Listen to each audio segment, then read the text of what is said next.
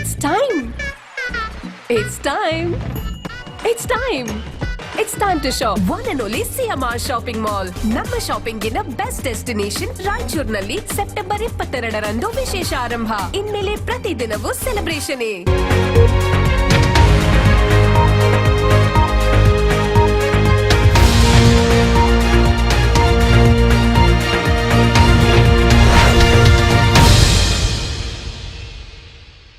ನಮಸ್ಕಾರ ಕನ್ನಡ ಮಾತೃಭೂಮಿ ವಾರ್ತೆಗಳಿಗೆ ಸ್ವಾಗತ. ನಾನು ಸಂತೋಷಿ ಸರ್ಜೋಕರ್. ಮೊದಲಿಗೆ ಹೆಡ್ಲೈನ್ಸ್.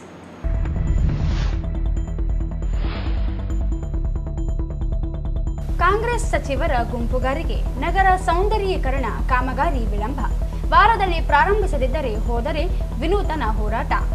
ಎಂ ವಿರೂಪಾಕ್ಷಿ.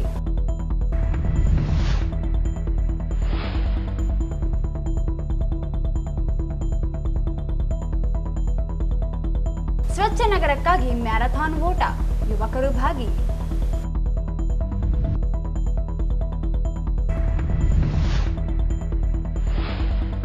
ಬಿಜೆಪಿಯಿಂದ ಆತ್ಮನಿರ್ಭರ ಭಾರತ ಅಭಿಯಾನ ಡಿಸೆಂಬರ್ 25ರವರೆಗೆ. ಮನೆ ಮನೆಗೆ ಸ್ವದೇಶಿ ವಸ್ತುಗಳ ಖರೀದಿಗೆ ಜಾಗೃತಿ. ವೀರನಗೌಡ ಲೆಕ್ಕಿಹಾಳ.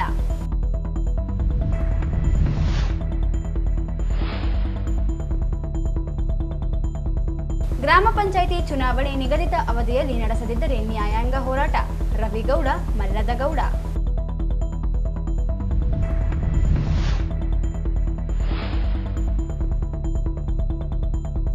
ಧೂಳು ಮುಕ್ತ ರಚಿಸಲು ಯಂತ್ರಗಳ ಪ್ರಾತ್ಯಕ್ಷಿತೆ, ಮಾದರಿಗಳ ಪರಿಶೀಲನೆ.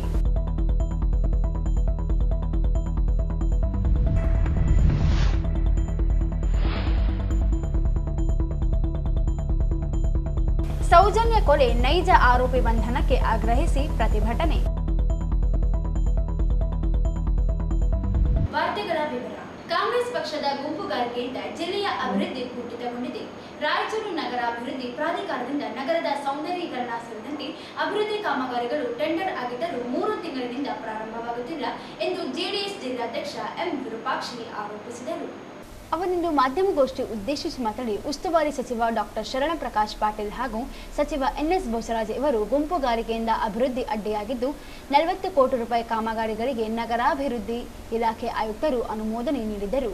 ಕೆಲಸ ಪ್ರಾರಂಭವಾಗಿಲ್ಲ. ಜಿಲ್ಲಾಧಿಕಾರಿ, ಜಿಲ್ಲಾ ಪೊಲೀಸ್ ವರಿಷ್ಠಾಧಿಕಾರಿ ಹಾಗೂ ಮಹಾನಗರ ಪಾಲಿಕೆ ಆಯುಕ್ತರು ದಲಿತ ಸಂಘಟನೆಗಳ ಸಭೆ ಕರೆದು ಡಾಕ್ಟರ್ ಬಿ ಆರ್ ಅಂಬೇಡ್ಕರ್ ವೃತ್ತ, ಡಾಕ್ಟರ್ ಬಾಬು ಜಗಜೀವನ್ ರಾಮ್ ವೃತ್ತ ಹಾಗೂ ಬಸವೇಶ್ವರ ವೃತ್ತ ಸೇರಿ ನಗರದ ಸೌಂದರ್ಯೀಕರಣ ನೀಲನಕ್ಷೆ ತೋರಿಸಿ ಬಾಂಬೆ ತಾರೀಫು ತೋರಿಸಿದರು.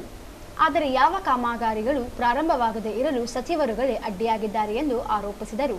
ಫೆಬ್ರವರಿ 20ರಂದು 18 ಕಾಮಗಾರಿಗಳಿಗೆ ಅನುಮೋದನೆ ನೀಡಲಾಗಿದೆ. ಮೇ 16ರಂದು ಆಯುಕ್ತರು ಕಾಮಗಾರಿಗೆ ಅನುಮೋದನೆ ನೀಡಿದ್ದಾರೆ. ಪಿಡಬ್ಲ್ಯೂಡಿ ಇಲಾಖೆಗೆ ಕಾಮಗಾರಿ ವಹಿಸಲಾಗಿದೆ. 5 ತಿಂಗಳಾದರೂ ಕಾಲಹರಣ ಮಾಡಲಾಗುತ್ತಿದೆ. ಸಚಿವರ ಸೂಚನೆ ಮೇರೆಗೆ ಕೆಲಸಗಳು ಸ್ಥಗಿತಗೊಂಡಿವೆ ಎಂದು ದೂರಿದರು.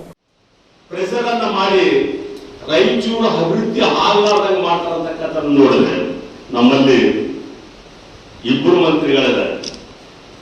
ಒಬ್ಬನು ಗುಲ್ಬರ್ಗದ ಉಸ್ತುವಾರಿ ಶರಣಪ್ರಕಾಶ್ ಪಾಟೀಲ.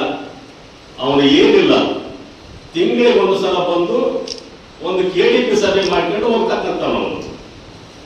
ಅವನಿಗೆ ಇಲ್ಲಿನ ಅಭಿವೃದ್ಧಿಗಳು, ಮಳೆಯಿಂದ ಎಷ್ಟು ರಾಯಚೂರಿನಲ್ಲಿ ರೋಡ್ಗಳು, ರಸ್ತೆಗಳು, ಡ್ರೈನೇಜ್ಗಳು, ಎಷ್ಟು ವಾರ್ಡ್ಗಳಲ್ಲಿ ಜನ ಗಬ್ಬೆದ್ದು ನಾಡ್ತಾವಂತಕ್ಕಂಥದ್ದು ಒಂದು ಜನ ಕೂಡ ಅವನು ಮಾತಾಡಿಲ್ಲ. ಅದರ ಬಗ್ಗೆ ಸಭೆಗಳನ್ನು ಮಾಡಿಲ್ಲ. ಇನ್ನೊಬ್ಬರಿದ್ದಾರೆ, ಉಸ್ತುವಾರಿ ಕೊಡಗಾಗಿದ್ರು ಕೂಡ ರಾಯಚೂರಿನ ಜನ್ಮಭೂಮಿ, ಕರ್ಮಭೂಮಿ, ಪುಣ್ಯಭೂಮಿ ನಮ್ದು ಇಲ್ಲೇನ ಅಭಿವೃದ್ಧಿ ಮಾಡ್ತೀನಿ ಅಂತಕ್ಕಂಥದ್ದು. ಈ ಇಬ್ಬರು ಮಂತ್ರಿಗಳು ಇದ್ರು ಕೂಡ 5-6 ತಿಂಗಳಿಂದ ಇದ್ದಿರ್ತಕ್ಕಂಥ ಅನುದಾನವನ್ನ ಉಪಯೋಗ ಮಾಡಿಕೊಳ್ಳುವಂತ ನಿರ್ಭಾಗ್ಯ ಈ ಸಚಿವರುಗಳನ್ನ ನಾವು ಇವತ್ತು ನೋಡಬೇಕಾಗಿದೆ. ಹೀಗಾಗಿ ಇವರಿಗೆ ಅಭಿವೃದ್ಧಿ ಅಂತಕ್ಕಂಥ ವಿಷಯ ಗೊತ್ತಿದೆ ಇಲ್ಲ.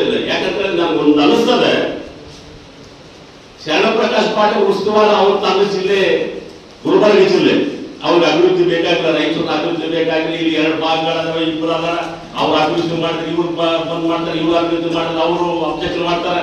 ಓಕೆ, ಈ ಪುಣ್ಯಭೂಮಿ, ಕರ್ಮಭೂಮಿ, ಜನ್ಮಭೂಮಿಯ ಮಂತ್ರಿ ಇದೇನು? ಯಾವ್ಯಾವ ಕೆಲಸಗಳನ್ನು ಮಾಡ್ತೇನೆ, ಯಾವ್ಯಾವ ಇಲ್ಲ ಅಂತ ನಾನು ಆಮ್ತಳ ಮಾವಿನ ಕೆರೆದು ಸುಮಾರು 10 ಸಲ ಪ್ರೆಸ್ಗಳನ್ನ ಮಾಡಿ ನಾವು ಏನೋ ಒತ್ತುವರಿದಾರರನ್ನ ಎಲ್ಲ ತೆಗಿತೇವೆ ನಾವರಿಗೆ ಒತ್ತುವರಿದಾರರಿಗೆ ಮತ್ತೆ ಸಂರಕ್ಷಣೆ ಮಾಡಿ ಅವರಿಗೆ ದಾರಿಯನ್ನು ಹಾಕೊಟ್ಟಿರ್ತಕ್ಕಂಥದ್ದು. ಒಂದು ವಾರದಲ್ಲಿ ಕಾಮಗಾರಿಗಳು ಪ್ರಾರಂಭವಾಗದೆ ಹೋದಲ್ಲಿ ವಿನೂತನ ಹೋರಾಟಕ್ಕೆ ಜೆಡಿಎಸ್ ಸಿದ್ಧಗೊಳ್ಳಲಿದೆ ಎಂದು ಎಚ್ಚರಿಸಿದರು. ಮಾವಿನಕೆರೆ ಅಭಿವೃದ್ಧಿ ಕಾಮಗಾರಿ ಪ್ರಾರಂಭಿಸಿದ್ದು ಒತ್ತುವರಿ ತೆರವುಗೊಳಿಸುವ ಬದಲು ರಸ್ತೆ ನಿರ್ಮಿಸಿಕೊಟ್ಟಿದ್ದಾರೆ.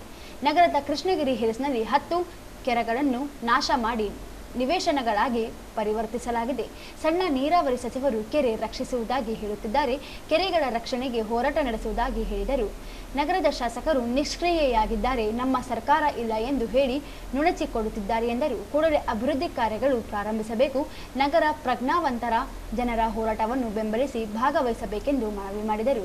ನಗರಸಭೆಯಿಂದ ಯಾವುದೇ ಅಭಿವೃದ್ಧಿ ಕೆಲಸಗಳು ನಡೆಯುತ್ತಿಲ್ಲ, ಸ್ವಚ್ಛತೆ ನಿಂತು ಹೋಗಿದೆ, ಬೀದಿ ದೀಪಗಳು ಇಲ್ಲದೆ ಹೋಗಿದೆ ಎಂದು ಗೋಶಾಲೆ ಸ್ಥಳ ಒತ್ತುವರಿ ಪ್ರಕರಣ ನ್ಯಾಯಾಲಯದಲ್ಲಿದ್ದು ತಡೆಯಾಜ್ಞೆ ತೆರವಿನಂತೆ ಹೋರಾಟ ನಡೆಸುವುದಾಗಿ ಹೇಳಿದರು. ನಾನೇನು ಮಾಡಿದ್ರೆ ತೆಗೆದುಕೊಂಡು ಹೋಗ್ತಾರೆ, ಯಾವುದೋ ಒಂದು ಫಂಕ್ಷನ್ ನಲ್ಲಿ ಮಾತಾಡ್ತಾರೆ. ನಗರದ ಶಾಸಕ ಕಂಪ್ಲೀಟ್ ಆಗಿ ನಿಷ್ಕ್ರಿಯ ಆಗಿದ್ದಾರೆ ಇದರಲ್ಲಿ.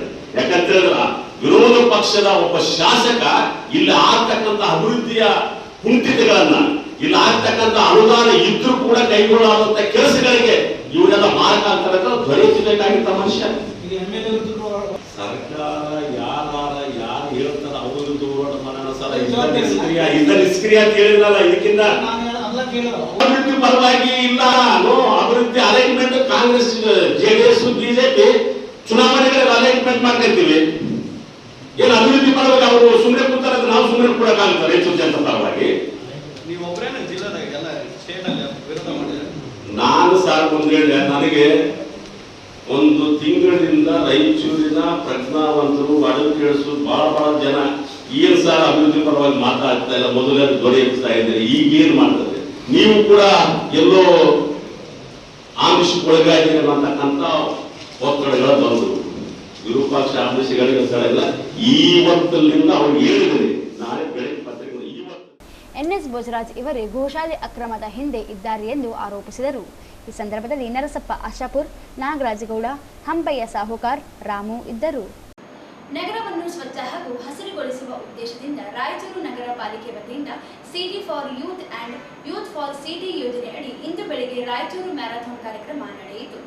ಕಾರ್ಯಕ್ರಮಕ್ಕೆ ಜಿಲ್ಲಾ ಆರೋಗ್ಯ ಮತ್ತು ಕುಟುಂಬ ಕಲ್ಯಾಣ ಅಧಿಕಾರಿ ಡಾಕ್ಟರ್ ಸುರೇಂದ್ರ ಬಾಬು ಹಾಗೂ ಯುವ ಸಬಲೀಕರಣ ಮತ್ತು ಕ್ರೀಡಾ ಇಲಾಖೆಯ ಸಹಾಯಕ ನಿರ್ದೇಶಕ ವೀರೇಶ್ ನಾಯಕ್ ಚಾಲನೆ ನೀಡಿದರು. ಭವಿಷ್ಯದ ಸ್ವಚ್ಛ ಮತ್ತು ಹಸಿರು ರಾಯಚೂರಿಗಾಗಿ ರಾಯಚೂರು ಭರವಸೆಯ ಓಟ ಎಂಬ ಧ್ಯೇಯ ವಾಕ್ಯದೊಂದಿಗೆ ಆಯೋಜಿಸಲಾದ ಈ ಓಟದಲ್ಲಿ ಯುವಕ ಯುವತಿಯರು ಉತ್ಸಾಹದಿಂದ ಪಾಲ್ಗೊಂಡು ಸ್ವಚ್ಛತೆಯ ಸಂದೇಶ ಸಾರಿದರು. ಕಾರ್ಯಕ್ರಮವು ಬೆಳಗ್ಗೆ 6 ಗಂಟೆಗೆ ಮಹಾತ್ಮ ಗಾಂಧಿ ಜಿಲ್ಲಾ ಕ್ರೀಡಾಂಗಣದಲ್ಲಿ ಪ್ರಾರಂಭಗೊಂಡಿತು. ಓಟಗಾರರು ಕ್ರೀಡಾಂಗಣದಿಂದ ಪ್ರಾರಂಭಿಸಿ ಅಂಬೇಡ್ಕರ್ ವೃತ್ತ, ಸ್ಟೇಷನ್ ವೃತ್ತ, ನವೀನ್ ಆಸ್ಪತ್ರೆ, ಅಲ್ಲಿಂದ ಮರಳಿ ಸ್ಟೇಷನ್ ಸರ್ಕಲ್, ಕ್ರೀಡಾಂಗಣ ಮಾರ್ಗವಾಗಿ ಓಟವನ್ನು ಪೂರ್ಣಗೊಳಿಸಿದರು. ಮ್ಯಾರಥಾನ್ನಲ್ಲಿ 17 ರಿಂದ 35 ವರ್ಷದೊಳಗಿನ ಪುರುಷರು ಮತ್ತು ಮಹಿಳೆಯರು ಭಾಗವಹಿಸಿದ್ದು ಯುವಜನರ ಉತ್ಸಾಹದಿಂದ ಕಾರ್ಯಕ್ರಮಕ್ಕೆ ಹಬ್ಬದ ವಾತಾವರಣ ಸೃಷ್ಟಿಯಾಯಿತು.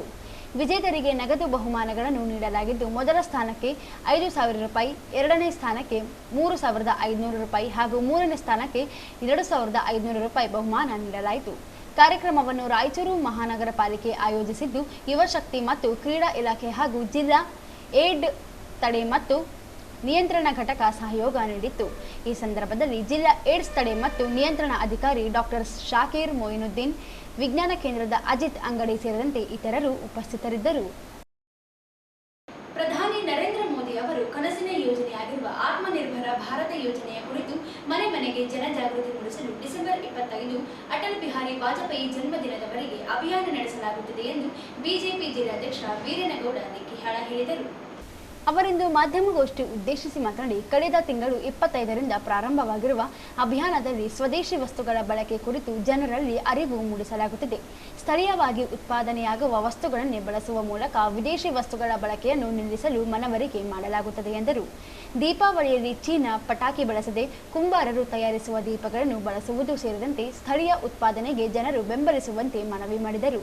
ಈ ದೇಶದ ಹೆಮ್ಮೆಯ ನಾಯಕ ನರೇಂದ್ರ ಮೋದಿಜಿಯವರ ಕನಸು ಈ ಭಾರತ ದೇಶ ಆತ್ಮ ನಿರ್ಭರವಾಗಬೇಕು ಅಂತಕ್ಕಂಥದ್ದು. ಸ್ವಾವಲಂಬಿ ದೇಶವಾಗಿ ಬೆಳಿಬೇಕು ಅನ್ನತಕ್ಕಂಥ ಉದ್ದೇಶದಿಂದ ನಮ್ಮ ನೆಚ್ಚಿನ ನಾಯಕರಾಗಿರ್ತಕ್ಕಂಥ ಭಾರತೀಯ ಜನತಾ ಪಕ್ಷದ ಸಂಸ್ಥಾಪಕರಾದ ಪಂಡಿತ್ ದೀನ್ ದಯಾಳ್ ಉಪಾಧ್ಯಾಯರ ಜನ್ಮದಿನ 25ನೇ ತಾರೀಕು, ಕಳೆದ ತಿಂಗಳ 25ನೇ ತಾರೀಕಿನಿಂದ ಆರಂಭವಾಗಿ ಡಿಸೆಂಬರ್ 25 ಶ್ರದ್ಧೆಯ ಮಾಜಿ ಪ್ರಧಾನಮಂತ್ರಿಗಳಾಗಿರ್ತಕ್ಕಂಥ ಅಟಲ್ ಬಿಹಾರಿ ವಾಜಪೇಯಿ ಅವರ ಜನ್ಮದಿನೋತ್ಸವದವರೆಗೂ ಆತ್ಮನಿರ್ಭರ ಭಾರತದ ಒಂದು ಸಂಚಲಿತವಾಗಿರ್ತಕ್ಕಂಥ ಒಂದು ಅಭಿಯಾನವನ್ನು ಹಮ್ಮಿಕೊಂಡಿದೆ ಭಾರತೀಯ ಜನತಾ ಪಾರ್ಟಿ. ಈ ವಿಷಯದಲ್ಲಿ ಭಾರತೀಯ ಜನತಾ ಪಾರ್ಟಿ ಪ್ರತಿ ಮನೆಗೂ ತೆರಳಿ ಸ್ವದೇಶಿ ವಸ್ತುಗಳನ್ನು ಬಳಸೋದರ ಕುರಿತು ನಾವು ಜನಜಾಗೃತಿಯನ್ನು ಮಾಡೋರಿದ್ದೇವೆ. ಸ್ವದೇಶಿ ವಸ್ತುಗಳನ್ನು ಎಲ್ಲರೂ ಬಳಸಬೇಕು ಅಂತಕ್ಕಂಥದ್ದು ನಮ್ಮೆಲ್ಲರ ಮನವಿ ಕೂಡ. ಪ್ರತಿಯೊಂದು ಮನೆಯಲ್ಲೂ ಕೂಡ ಬೆಳಗಿನ ಟೂತ್ಪೇಸ್ಟ್ನಿಂದ ಹಿಡಿದು ಮಲಗುವವರೆಗೆ ನಾವೇನು ಬಳಸ್ತೀವಿ ಎಲ್ಲವೂ ಸ್ವದೇಶವಾಗಿರಬೇಕು. ಆ ನಿಟ್ಟಿನಲ್ಲಿ ನಾವೆಲ್ಲ ಭಾರತೀಯ ಜನತಾ ಪಾರ್ಟಿ ಇಡೀ ದೇಶಾದ್ಯಂತ ಜನಜಾಗೃತಿಯನ್ನು ಮಾಡೋ ದೃಷ್ಟಿಯಿಂದ ಇದು ಆತ್ಮನಿರ್ಭರ ಭಾರತ ಅಭಿಯಾನವನ್ನು ಹಮ್ಮಿಕೊಂಡಿದ್ದೇವೆ. ಈಗಾಗಲೇ ಈ ಕಾರ್ಯಕ್ರಮದ ಉದ್ಘಾಟನೆ ಕೂಡ ಆಗಿದೆ. ನಮ್ಮ ಜಿಲ್ಲೆಯಲ್ಲಿ ಕೂಡ ಪ್ರತಿ ಮನೆಗೆ, ಪ್ರತಿ ವಿಧಾನಸಭಾ ಕ್ಷೇತ್ರದ ಪ್ರತಿ ಬೂತ್ನ ಮನೆಗೂ ಕೂಡ ಈ ಒಂದು ಜಾಗೃತಿಯನ್ನು ಮೂಡಿಸುವಂಥ ಅಭಿಯಾನವನ್ನು ಈಗಾಗಲೇ ನಾವು ಆರಂಭ ಮಾಡ್ತಾ ಇದ್ದೇವೆ. ನಾವು ಇಡೀ ಜಿಲ್ಲೆಯ ಜನರಲ್ಲಿ ಮನವಿ ಮಾಡೋದು. ಅಭಿಯಾನದ ಜಿಲ್ಲಾ ಸಂಚಾಲಕ ಶಿವಕುಮಾರ್ ಪಾಟೀಲ್ ಮಾತನಾಡಿ, ಆತ್ಮನಿರ್ಭರ ಭಾರತ ಅಭಿಯಾನದಲ್ಲಿ 3 ಅಂಶಗಳ ಮೇಲೆ ಪ್ರಚಾರ ಜಾಗೃತಿ ಮೂಡಿಸಲಾಗುತ್ತದೆ. ಸ್ವದೇಶಿ ಸುಭೂಷಣ ಕುರಿತು ಮಾಹಿತಿ ಹಂಚಿಕೊಳ್ಳಲಾಗುತ್ತದೆ. ಆಯಾ ಜಿಲ್ಲೆಗಳ ಉತ್ಪನ್ನಗಳ ಬಳಕೆ, ಸ್ವದೇಶಿ ವಸ್ತುಗಳನ್ನು ಬಳಸುವ ಅವಶ್ಯಕತೆಯನ್ನು ತಿಳಿಸಲಾಗುತ್ತದೆ.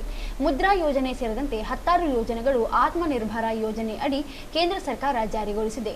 ಸ್ಥಳೀಯ ಉತ್ಪನ್ನಗಳನ್ನು ಉತ್ತೇಜಿಸುವ ಕಾರ್ಯ ಪ್ರಾರಂಭವಾಗಿದೆ ಎಂದರು. ಸ್ವಾವಲಂಬಿ ಆಗಬೇಕು. ಬೇರೆ ದೇಶದ ಮೇಲೆ ಮೊನ್ನೆ ನೋಡಿದ್ರಿ, ಕಾಂಪೌಂಡ್ ಮಾಡತಕ್ಕಂಥ ಒಂದು ಟ್ಯಾಕ್ಸ್ ದಾಳಿಗೆ ಅಂಜನೆ ಅಳತದೆ. ಯಾವ ರೀತಿಯಾಗಿ GST ಅಂತ 2 ಸ್ಲ್ಯಾಬ್ ಮಾಡಿ ದೇಶದಲ್ಲಿ ಸುಮಾರು ಈ ಒಂದು ಏನಿದೆ 22 ನಂತರ 1,85 ಕೋಟಿಯಷ್ಟು ವ್ಯವಹಾರ ಒಂದು ಹೆಚ್ಚಳ ಆಗಿದೆ. ಯಾರು ಕೂಡ ಊಹೆ ಮಾಡಲಿಲ್ಲ. ಆ ರೀತಿಯಾಗಿ 3% ವ್ಯವಹಾರದಲ್ಲಿ ಹೆಚ್ಚಾಗಿದೆ. ಇದೇ ರೀತಿಯಾಗಿ ನಮ್ಮ ಒಂದು ಭಾರತದಲ್ಲಿರ್ತಕ್ಕಂಥ 145 ಕೋಟಿ ಜನಕ್ಕೆ ಒಂದು ಅವೇರ್ನೆಸ್ ಬಂದರೆ ಶೀಘ್ರದಲ್ಲಿ GDPಯಲ್ಲಿ ನಾವೇ 4ನೇ ಸ್ಥಾನದಲ್ಲಿದ್ದೀವಿ. 3ನೇ ಸ್ಥಾನದಲ್ಲಿ ಅತಿ ಬೇಗ ಬರ್ತಕ್ಕಂಥದ್ದಲ್ಲಿ ಯಾವುದೇ ರೀತಿಯಾಗಿ ವ್ಯತ್ಯಾಸ ಇಲ್ಲ. ಇಲ್ಲೆಲ್ಲ ನಾವೆಲ್ಲ ಕುಂತವರು ಕೂಡ ಭಾರತೀಯರೇ. ನಿಮ್ಗೆ ಗೊತ್ತಿರ್ಬೋದು, ಆವಾಗಲೇ ಅಟಲ್ ಬಿಹಾರಿ ವಾಜಪೇಯಿ ಅವರು ಯಾವುದೇ ರೀತಿ ಅಂಥ ಕಾಲದಲ್ಲಿ ಅಮೆರಿಕ ದಬ್ಬಾಳಿಕೆ ಒಳಗಾಗದೆ ಹಣಬಾಂಬ್ ಪರೀಕ್ಷೆಯನ್ನು ಮಾಡಿದರು. ಇವತ್ತು ಕೂಡ ನರೇಂದ್ರ ಮೋದಿಯವರು ಇಂಥ ಒಂದು ಕಾರ್ಯಕ್ರಮವನ್ನು ಹಮ್ಮಿಕೊಂಡಿದ್ದಾರೆ. ಈ ಒಂದು ಅಧ್ಯಕ್ಷರಾಗಲಿ ಹೇಳಿದಾಗೆ ರಾಷ್ಟ್ರೀಯ ಕಾರ್ಯಾಗಾರ ಸೆಪ್ಟೆಂಬರ್ 11ರಂದು ಆಯಿತು ನಮ್ಮ ನರೇಂದ್ರ ಮೋದಿಜಿಯವರ ನೇತೃತ್ವದಲ್ಲಿ. ಅದಾದ ನಂತರ ರಾಜ್ಯ ಕಾರ್ಯಾಗಾರ ಒಂದು ಆಯಿತು. ಜಿಲ್ಲಾ ಕಾರ್ಯಾಗಾರ ಆದ ನಂತರ 25ನೇ ತಾರೀಕು ಪಂಡಿತ್ ದೀನ್ ದಯಾಳ್ ಉಪಾಧ್ಯಾಯಜಿಯವರ ಜನ್ಮದಿನಾಚರಣೆಯನ್ನು ಉದ್ಘಾಟನೆ ಮಾಡಿದ ನಂತರ ಈ ಪ್ರಮುಖ ಉದ್ದೇಶ ಏನಪ್ಪ ಇದರಲ್ಲಿ ಅಂತ ಹೇಳಿದ್ರೆ 3 ಅಂಶಗಳನ್ನು ಹೇಳಿದರೆ, ಸ್ವದೇಶಿ, ಸುಭೂಷಣ ಅಂದರೆ ಸ್ವದೇಶಿ ನಮ್ಮಲ್ಲಿರ್ತಕ್ಕಂಥ ಸ್ಥಳೀಯ ಉತ್ಪನ್ನಗಳಿಗೆ, ಸ್ಥಳೀಯ ಒಂದು ವಸ್ತುಗಳಿಗೆ ಆದ್ಯತೆ ನೀಡಬೇಕು. ಇಲ್ಲೇ ಪ್ರೊಡಕ್ಷನ್ ಆಗಬೇಕು, ಇಲ್ಲೇ ಮಾರಾಟ ಆಗಬೇಕು, ಇಲ್ಲೇ ಖರೀದಿ ಆಗಬೇಕು. ಅಂದಾಗ ಮಾತ್ರ ನಮ್ಮಲ್ಲಿರ್ತಕ್ಕಂಥ ಸಂಪತ್ತು ನಮ್ಮಲ್ಲಿ ಉಳಿಯಕ್ಕೆ ಸಾಧ್ಯ. ಇದು ಸ್ವದೇಶಿ. ಆಮೇಲೆ ಸುಭಾಷ, ನಮ್ಮಲ್ಲಿರ್ತಕ್ಕಂಥ ಭಾಷೆ, ನಮ್ಮಲ್ಲಿರ್ತಕ್ಕಂಥ ಸ್ಥಳೀಯತೆಗೆ ನಾವು ಆದ್ಯತೆ ಕೊಟ್ಟಾಗ ಮಾತ್ರ ನಮ್ಮಲ್ಲಿ ಸ್ಥಳೀಯರು ಬೆಳೆಯಕ್ಕೆ ಸಾಧ್ಯ. ಆಮೇಲೆ ಸ್ವಭೂಷಣ, ಹೆಸರು ಹೇಳಿದ್ರೆ ಸ್ವಭೂಷಣ. ಈ ಸಂದರ್ಭದಲ್ಲಿ ಜಿಲ್ಲಾ ವಕ್ತಾರ್ KM ಪಾಟೀಲ್, ನಗರ ಮಂಡಲ ಅಧ್ಯಕ್ಷ ರಾಘವೇಂದ್ರ ಉಟ್ಕೂರ್, ಚಂದ್ರಶೇಖರ್ ಪಾಟೀಲ್, ಸಂತೋಷ್ ರಾಜಗುರು ಇದ್ದರು. ಮುಂದಿನ ಡಿಸೆಂಬರ್ ಜನವರಿಯಲ್ಲಿ ಗ್ರಾಮ ಪಂಚಾಯಿತಿಗಳ ಅಧಿಕಾರ ಅವಧಿ ಪೂರ್ಣಗೊಳ್ಳಲಿದ್ದು, ರಾಜ್ಯ ಸರ್ಕಾರ ಚುನಾವಣಾ ಆಯೋಗ ಚುನಾವಣಾ ಸಿದ್ಧತೆಗಳನ್ನು ಪ್ರಾರಂಭಿಸದೇ ಇರುವುದು ಮುಂದೂಡುವ ಲಕ್ಷಣಗಳಿದ್ದು, ನಿಗದಿತ ಅವಧಿಯಲ್ಲಿ ಚುನಾವಣೆ ನಡೆಸದೇ ಇದ್ದಲ್ಲಿ ಗ್ರಾಮ ಪಂಚಾಯಿತಿ ಸದಸ್ಯರ ಒಕ್ಕೂಟದಿಂದ ಬೀದಿಗಿಳಿದು ಹೋರಾಟದ ಜೊತೆಗೆ ನ್ಯಾಯಾಂಗ ಹೋರಾಟ ನಡೆಸುವುದಾಗಿ ಗ್ರಾಮ ಪಂಚಾಯಿತಿ ಸದಸ್ಯರ ಒಕ್ಕೂಟ ಸಿಂಧನೂರು ತಾಲೂಕು ಅಧ್ಯಕ್ಷ ರವಿಗೌಡ ಮಲ್ಲದಗೌಡ ಹೇಳಿದರು. ಅವರಿಂದು ಮಾಧ್ಯಮಗೋಷ್ಠಿ ಉದ್ದೇಶಿಸಿ ಮಾತನಾಡಿ, ತಾಲೂಕು ಮತ್ತು ಜಿಲ್ಲಾ ಪಂಚಾಯಿತಿಗಳ ಅವಧಿ ಮುಗಿದು ವರ್ಷ ಕಳೆದರೂ ಚುನಾವಣೆ ನಡೆಸುತ್ತಿಲ್ಲ. ನಗರ ಸ್ಥಳೀಯ ಸಂಸ್ಥೆಗಳ ಚುನಾವಣೆಗಳು ನಿಗದಿತ ಅವಧಿಯಲ್ಲಿ ಸರ್ಕಾರಗಳು ನಡೆಸದೆ ಸಂವಿಧಾನದ 243 ಈ ಉಲ್ಲಂಘಿಸಲಾಗಿದೆ. ಅವಧಿ ಮುಗಿದ ತಕ್ಷಣವೇ ಚುನಾವಣೆ ನಡೆಸಬೇಕಿದ್ದರೂ ಸರ್ಕಾರಗಳು ಚುನಾವಣೆಗಳು ನಡೆಸದೆ ಸ್ಥಳೀಯ ಸರ್ಕಾರಗಳಿಗೆ ಅಧಿಕಾರ ವಂಚಿಸಲಾಗುತ್ತಿದೆ. ತಾಲೂಕು ಮತ್ತು ಜಿಲ್ಲಾ ಪಂಚಾಯಿತಿಗಳ ಚುನಾವಣೆ ನಡೆಯದೇ ಇರುವಾಗ ಗ್ರಾಮ ಪಂಚಾಯಿತಿ ಚುನಾವಣೆಗಳನ್ನು 12 ವರ್ಷ ಮುಂದೂಡುವ ಉದ್ದೇಶ ಸರ್ಕಾರ ಹೊಂದಿದೆ. ಗ್ರಾಮ ಪಂಚಾಯಿತಿಗಳಿಂದ ನಡೆಯಬೇಕಿರುವ ಅಭಿವೃದ್ಧಿ ಕಾರ್ಯ ನಿಲ್ಲುವುದರ ಜೊತೆಗೆ ಸಾವಿರಾರು ಕೋಟಿ ರೂಪಾಯಿ ಅನುದಾನ ಬಳಕೆಗೆ ಅಡ್ಡಿಯಾಗಲಿದೆ. 15ನೇ ಹಣಕಾಸು ಯೋಜನೆ ಅಡಿ ಬಿಡುಗಡೆಯಾಗಿರುವ 2,962 ಕೋಟಿ ರೂಪಾಯಿ ಅನುದಾನ ಮರಳಿ ಹೋಗುವ ಆತಂಕವಿದೆ. ಅದೇ ರೀತಿ ಗ್ರಾಮ ಪಂಚಾಯಿತಿಗಳಿಗೆ ಚುನಾವಣೆ ನಡೆಯದೆ ಹೋದರೂ ಸಾವಿರಾರು ಕೋಟಿ ಅನುದಾನದಿಂದ ವಂಚಿತವಾಗುವಂತಾಗುತ್ತದೆ. ಕೂಡಲೇ ಚುನಾವಣಾ ಆಯೋಗ ರಾಜ್ಯ ಸರ್ಕಾರ ನಿಗದಿತ ಅವಧಿಯಲ್ಲಿ ಗ್ರಾಮ ಪಂಚಾಯಿತಿ ಚುನಾವಣೆ ನಡೆಸಬೇಕೆಂದು ಆಗ್ರಹಿಸಿದರು. 6,000 ಗ್ರಾಮ ಪಂಚಾಯಿತಿಗಳ ಸದಸ್ಯರ ಅವಧಿ ಬರುವ ಡಿಸೆಂಬರ್ ಮತ್ತು ಜನವರಿಯಲ್ಲಿ ಮುಕ್ತಾಯವಾಗುತ್ತಿರುವುದರಿಂದ ಮುಂದಿನ ಗ್ರಾಮ ಪಂಚಾಯಿತಿ ಚುನಾವಣೆಗಳಿಗೆ ಸರ್ಕಾರ ಈಗಲಿಂದಲೇ ತಯಾರಿ ಮಾಡಿಕೊಳ್ಳಬೇಕಾಗುತ್ತದೆ.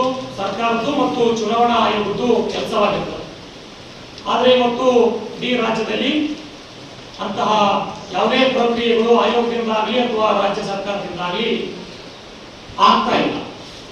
ಆ ಕಾರಣಕ್ಕಾಗಿ ನಾವು ಸ್ಥಳೀಯ ಸರ್ಕಾರಗಳ ಗ್ರಾಮ ಪಂಚಾಯಿತಿಗಳು ಪ್ರಜಾಪ್ರಭುತ್ವದ ತಾಯಿ ಬೇರು.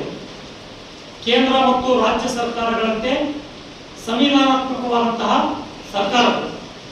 ಇಂತಹ ಒಂದು ಸ್ಥಳೀಯ ಸರ್ಕಾರಗಳನ್ನ ಇವತ್ತಿನ ರಾಜ್ಯ ಸರ್ಕಾರ ಮತ್ತು ಚುನಾವಣಾ ಆಯೋಗ ಬಹಳಷ್ಟು ಹತ್ತಿಕ್ಕುವಂತಹ ಹುನ್ನಾರ ನಡೆದಿದೆ. ಆ ನಿಟ್ಟಿನಲ್ಲಿ ಇವತ್ತು ರಾಜ್ಯದಲ್ಲಿ ತಾಲೂಕು ಪಂಚಾಯತಿ ಜಿಲ್ಲಾ ಪಂಚಾಯತಿಗಳು ತಮ್ಮೆಲ್ಲರೂ ಗೊತ್ತಿರುವ ಹಾಗೆ 1 ವರ್ಷದ ಅವಧಿ ಪೂರ್ಣಗೊಂಡಿದೆ. 5 ವರ್ಷಗಳ ಕಾಲ ಯಾವುದೇ ಜನಪ್ರತಿನಿಧಿಗಳಿಗೆ ವಿವಿಧ ಕಾರಣಗಳಿಂದ ಮುಂದೆ ಕರ್ಕೊಂಡು ಬಂದಿದ್ರು.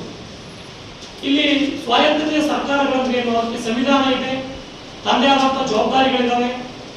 ಸಂವಿಧಾನದ ಕಲಂ 243 ಅಡಿಯಲ್ಲಿ ಏನು ಚುನಾವಣೆಗಳು ಮುಗಿದ ನಂತರವೇ ಈ ಚುನಾವಣೆಗಳು ಸ್ಥಳೀಯ ಸಂಸ್ಥೆಗಳು ನಡೀಬೇಕು ಅಂತೇಳಿ ಸಂವಿಧಾನ ಹೇಳ್ತದೆ.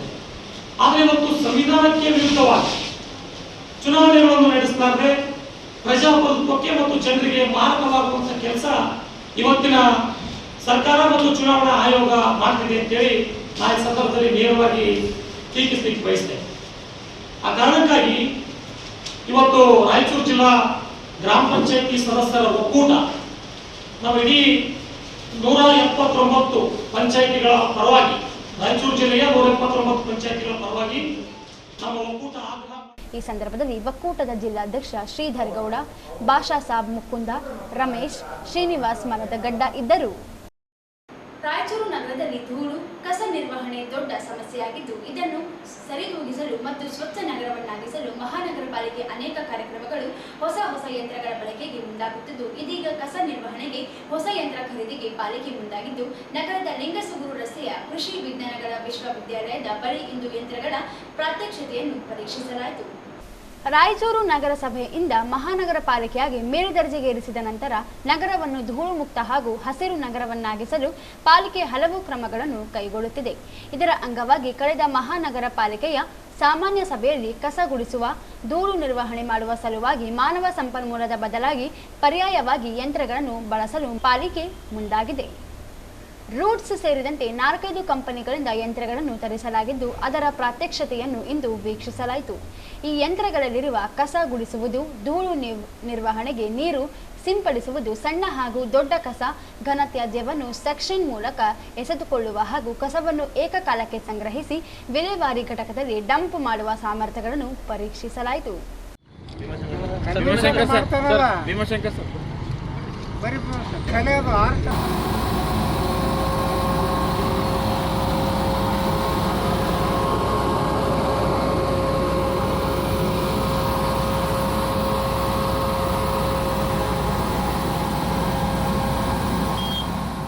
Is RSB 6000. It is 6 cubic meter hopper, so it will collect the dust of 6 cubic meter. It has got 3 brushes, 2 side brushes, and there is a middle brush. And this will work with vacuum. This is a vacuum system. It will take the dust inside and it will hold it inside. So 6,000 liter capacity. This machine has got 1,800 liters water storage capacity, so that you can use it for spraying on water to suppress the dust, not to blow into air. So this water suppression for dust control system, it will work, and it has got all three options. One is sweeping. This is the main function, we can use it.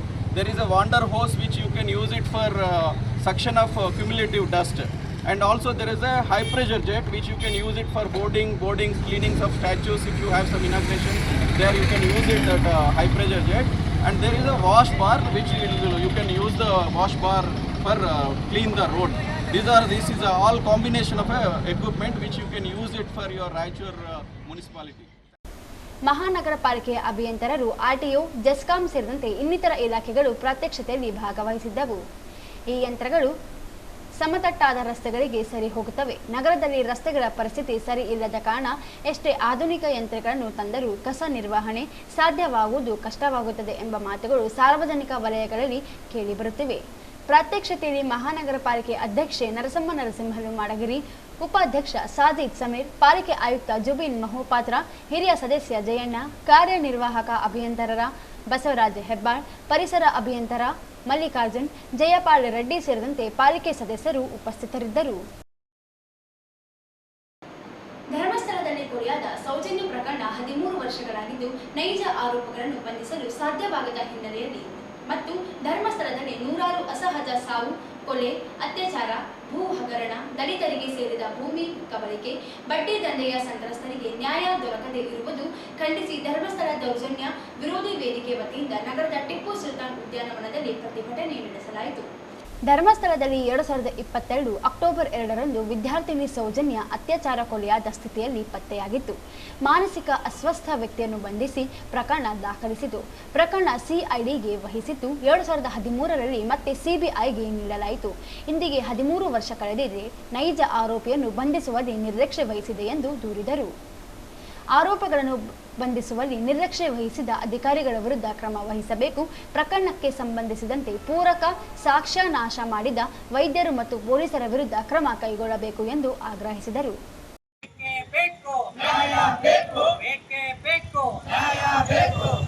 ಭೂಮಿ ಮತ್ತು micro ಫೈನಾನ್ಸ್ಗಳ ದಾಳಿಯಿಂದ ಮಹಿಳೆಯರ ಮೇಲೆ ಅತ್ಯಾಚಾರ, ದೌರ್ಜನ್ಯ ಎಸಗತಕ್ಕಂಥ ಆರೋಪಿಗಳಿಗೆ ಹೇಳಿ ಧಿಕ್ಕಾರ. ಮಹಿಳೆಯರ ಮೇಲಿನ ಅತ್ಯಾಚಾರ, ದೌರ್ಜನ್ಯ ಪ್ರಕರಣಗಳ ಕೇಸ್ಗಳನ್ನು ಸಮಗ್ರ ತನಿಖೆಯಾಗಲೇಬೇಕು. ಸೌಜನ್ಯ ಅತ್ಯಾಚಾರ ಕೊಲೆ ಪ್ರಕರಣ ನೈಜ ಆರೋಪಗಳನ್ನು ಬಂಧಿಸಲು ಸೂಕ್ತ ರೀತಿಯ ತನಿಖೆಗೆ ಆದೇಶಿಸಬೇಕು. 20 ವರ್ಷದ ಹಿಂದೆ ಅಸಹಜ ಕೊಲೆ, ಹಲ್ಲೆ, ಅತ್ಯಾಚಾರಗೊಳಗಾದ ಶವಗಳ ಹೂತಿಟ್ಟ ಪ್ರಕರಣ ದೂರು ಹಿನ್ನೆಲೆಯಲ್ಲಿ ತನಿಖೆ ನಡೆಸುತ್ತಿದ್ದು, ಇದರಂತೆ ಪೊಲೀಸ್ ಠಾಣೆಯಲ್ಲಿ ದಾಖಲಾಗಿರುವ ದೂರುಗಳ ಅನ್ವಯ ತನಿಖೆ ಮಾಡಬೇಕು ಎಂದು ಆಗ್ರಹಿಸಿದರು. ಸೌಜನ್ಯ ಪ್ರಕರಣ ಕುರಿತು ಹೋರಾಟ ನಡೆಸಿದ ಹೋರಾಟಗಾರರ ಮೇಲೆ ಹಾಕಿರುವ ಪ್ರಕರಣ ರದ್ದು ಮಾಡಬೇಕು. ಧರ್ಮಸ್ಥಳ ಸೇರಿದಂತೆ ಅನೇಕ ಕೊಲೆ, ಅತ್ಯಾಚಾರ ಪ್ರಕರಣಗಳು ಸೇರಿದಂತೆ ಅನೇಕ ದೂರುಗಳಿದ್ದು ಸೂಕ್ತ ತನಿಖೆ ಮಾಡಬೇಕು. ಸರ್ಕಾರದ ಯಾವುದೇ ಒತ್ತಡಕ್ಕೆ ಮಣಿಯದೆ ಬೆದರಿಕೆ ಓಡುತ್ತಿದ್ದು ಸೂಕ್ತ ಕಾನೂನು ಕ್ರಮ ಕೈಗೊಳ್ಳಬೇಕು ಎಂದು ಒತ್ತಾಯಿಸಿದರು. ಈ ಸಂದರ್ಭದಲ್ಲಿ ವಿವಿಧ ಸಂಘಟನೆಗಳ ಮುಖಂಡರಾದ ಕೆಜಿ ವೀರೇಶ್, ಎಚ್ ಪದ್ಮಾ, ಆಂಜನೇಯ ಜಾಲಿಬೆಂಚಿ, ವರಲಕ್ಷ್ಮಿ, ಪ್ರವೀಣ್ ರೆಡ್ಡಿ, ಚೆನ್ನಾರೆಡ್ಡಿ, ಸಾಜಿದ್ ಹುಸೇನ್, ಬಶೀರ್ ಅಹಮದ್, ತಿಮ್ಮಪ್ಪ ಸ್ವಾಮಿ, ಮಲಿಯಾಬಾದ್ ಸೇರಿದಂತೆ ಅನೇಕರು ಇದ್ದರು. ಕೊನೆಯಲ್ಲಿ ಮತ್ತೊಮ್ಮೆ ಹೆಡ್ಲೈನ್ಸ್.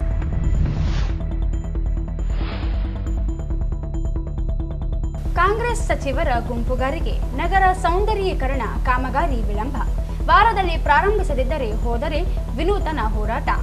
ಎಂ ವಿರೂಪಾಕ್ಷಿ.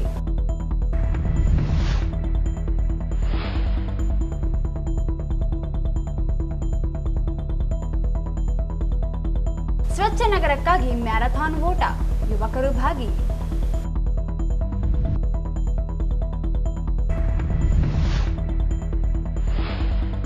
ಬಿಜೆಪಿಯಿಂದ ಆತ್ಮನಿರ್ಭರ ಭಾರತ ಅಭಿಯಾನ ಡಿಸೆಂಬರ್ 25ರವರೆಗೆ. ಮನೆ ಮನೆಗೆ ಸ್ವದೇಶಿ ವಸ್ತುಗಳ ಖರೀದಿಗೆ ಜಾಗೃತಿ. ವೀರನಗೌಡ ಲೆಕ್ಕಿಹಾಳ.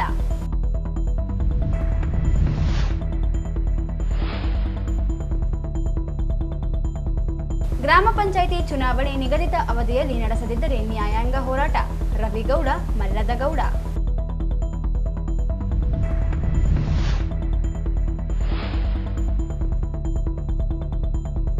ಧೂಳು ಮುಕ್ತ ರಚಿಸಲು ಯಂತ್ರಗಳ ಪ್ರಾತ್ಯಕ್ಷಿತೆ, ಮಾದರಿಗಳ ಪರಿಶೀಲನೆ.